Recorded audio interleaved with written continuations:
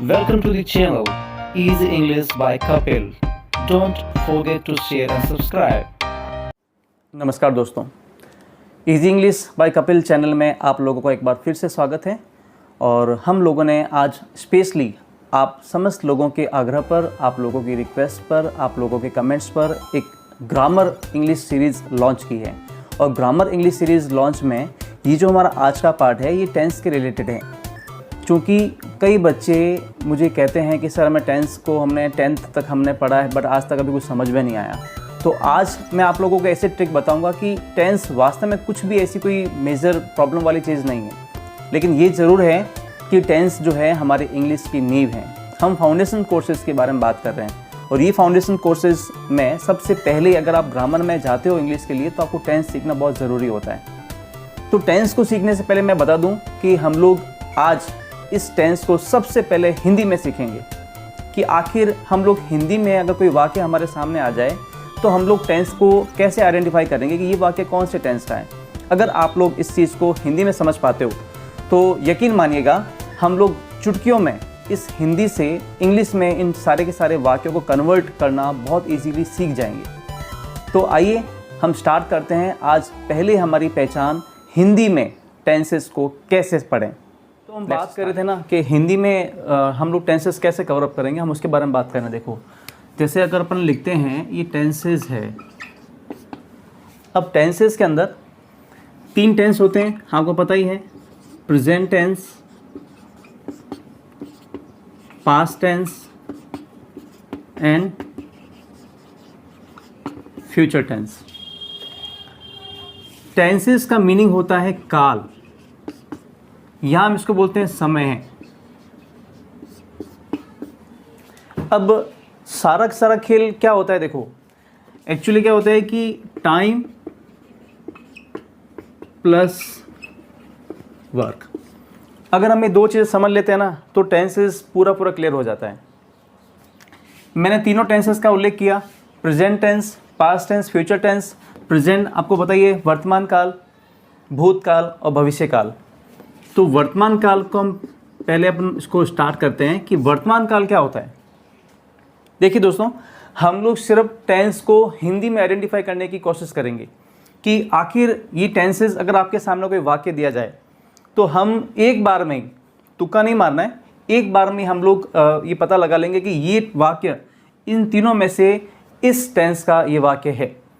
तो उसके लिए हम स्टार्ट करते हैं सबसे पहले प्रेजेंट टेंस, वर्तमान काल। अब प्रेजेंट टेंस या ये कह दीजिए वर्तमान काल में आपको वो छोटी सी पहचान आपको याद करनी है, वो है, हूं या हो। ये तीनों वर्ड, तीनों लेटर्स ऐसे हैं कि अगर किसी भी हिंदी वाक्य के लास्ट में अगर ये तीनों में से कोई भी एक वर्ड या लेटर अगर आपके आता है तो वो सीधा टेंस प्रेजेंट टेंस का होगा। जैसे कि हम बात करते हैं, मैं रोज मंदिर जाता हूं।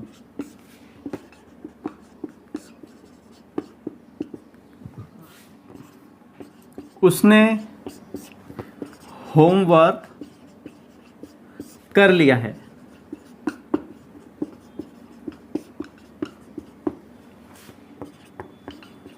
तुम कहाँ रहते हो। अब इन तीनों की तीनों सेंटेंस में आप देख सकते हैं, एक में हूँ, एक में है, एक में हो, जो है आपके अक्षर या लेटर्स यहाँ पर आए हैं। इसका मतलब ये तीनों सेंटेंस किस वाक्य के हैं, किस टेंस के हैं, प्रेजेंट टेंस के। प्रेजेंट टेंस में फिक्स है कि आपको ये तीनों के तीनों लेटर्स तो हर वाक्य में मिलेंगे ही। अगर ये तीनों के तीनों लेटर्स कहीं पर भी हैं, किसी वाक्य के लास्ट में अगर हैं ये तीनों के तीनों लेटर्स, तो वो टेंस प्रेजेंट टेंस का होगा। यह मैं आपको सिर्फ एक इसकी बेसिक पहचान बता रहा हूँ। अब पास्ट टेंस की बात करें,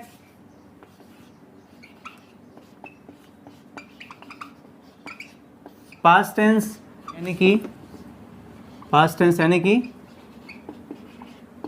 भूतकाल, भूत जो बीता हुआ है।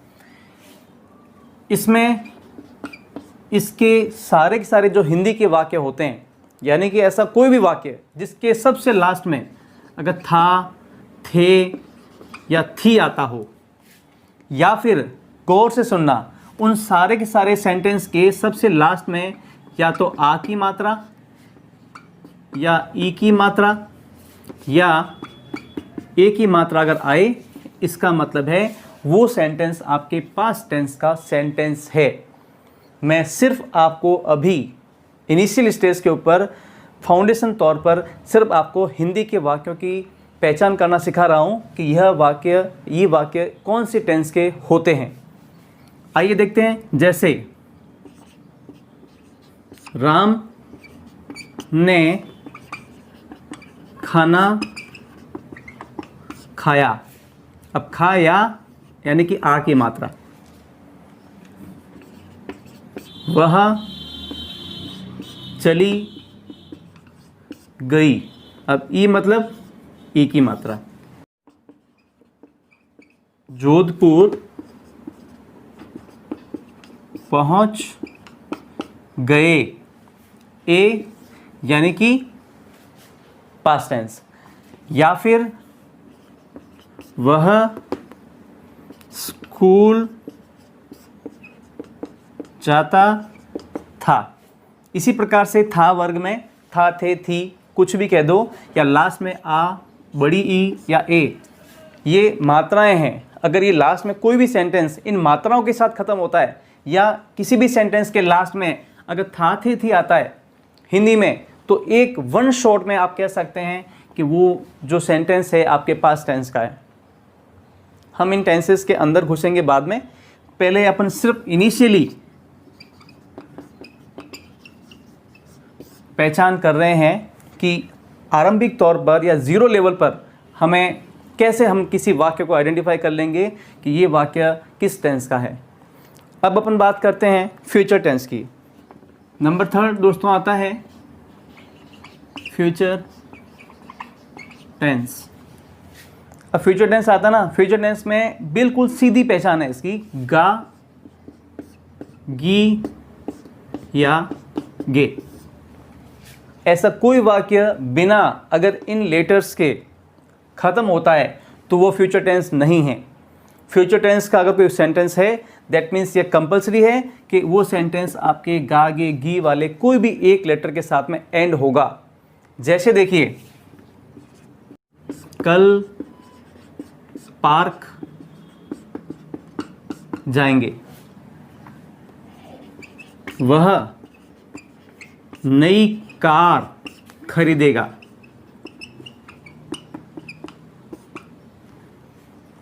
अब देख लीजिए, गे, गा, उसी संबंध में गी भी बना दो, एक ही चीज़ है। यानी कि मान के चलें कि आपके ऐसे सारे सेंटेंस हिंदी वाले जिनके लास्ट में अगर गा, गे, गी आता है तो वो आपका फ्यूचर टेंस है। यह मैं आपको इसलिए बता रहा हूँ क्योंकि हिंदी के अंदर कई सारे बच्चे ये भी नहीं तय कर पाते हैं कि कौन सी टेंस का वाक्य है। तो मैं आपको वन शॉट में बता रहा हूँ कि ये जितने भी सेंटेंस मैंने आपको अभी बताए हैं, पहचान बताई है, आपको इतना ही याद रखना है कि अगर हिंदी का कोई वाक्य अगर है या हो या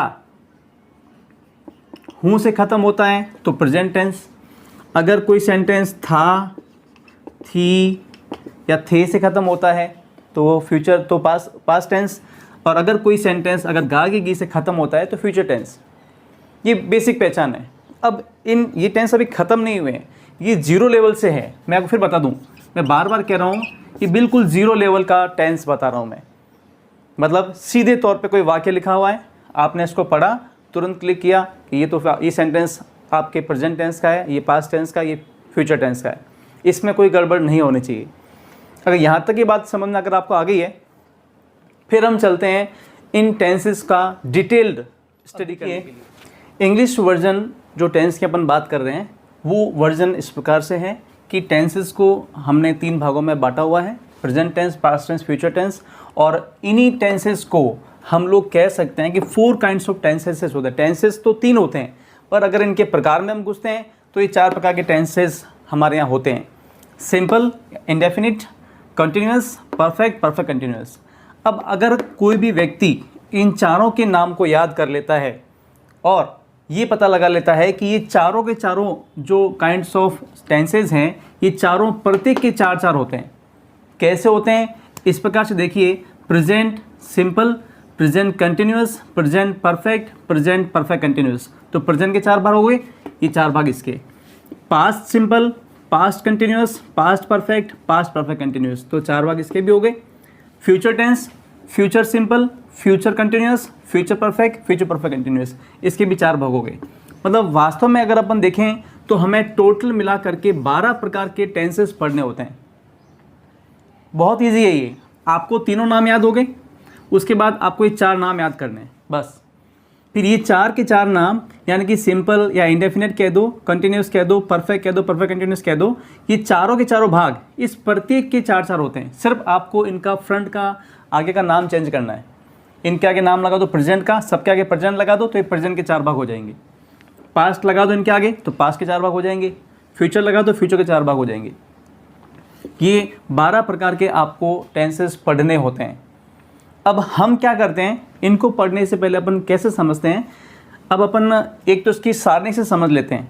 सारणी देख लीजिए, सारणी में कैसे इसको मैंने बनाया है, सिंपल है बहुत ही, आप भी इजीली कर सकते हो, वो देख लो। उसके बाद अपन आगे बढ़ते हैं, हर एक जो है टेंसेस की डिटेल।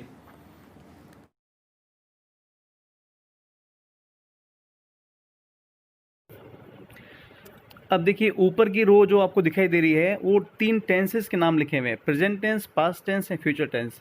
नीचे के जो 4 कॉलम हैं उसमें टेंसेस के प्रकार हैं, simple, continuous, perfect, perfect continuous. अब आप इसको मैच करके देख सकते हैं, प्रेजेंट टेंस और प्रेजेंट का सिंपल मैच हो रहा है तो प्रेजेंट सिंपल, दूसरे नंबर पर प्रेजेंट कंटिन्यूअस, तीसरे नंबर पर परफेक्ट और प्रेजेंट का मिला दिया, प्रेजेंट परफेक्ट हो गया, चौथे नंबर पर हो गया प्रेजेंट परफेक्ट कंटिन्यूअस। उसी तरह पास्ट के और फ्यूचर को हमको मैच करके ऐसे हमको कुल मिला करके 12 टेंसेस बनाने हैं।